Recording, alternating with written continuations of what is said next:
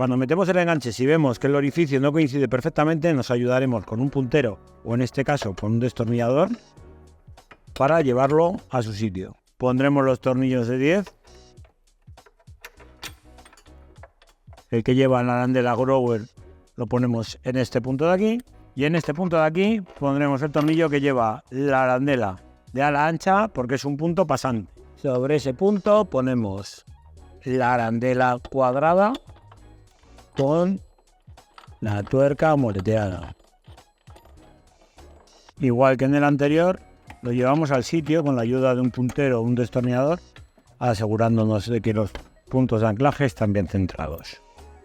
Tornillo de 10 con arandela grower y arandela de ala ancha en el primer punto y en el segundo tornillo pasante.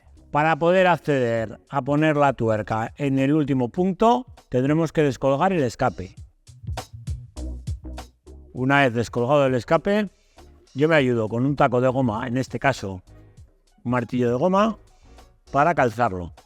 De esta forma podremos acceder al punto que tenemos ahí. Tenemos que soltar la chapa anticalórica para poder acceder al punto. Quitamos 2 tornillos. Ponemos la chapa y la tuerca.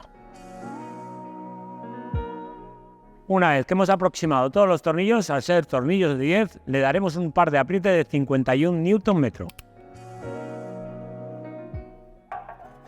Colocaremos el refuerzo, no sin antes haber realizado un recorte en la parte inferior para que la pieza de bola no nos colisione con la parte metálica.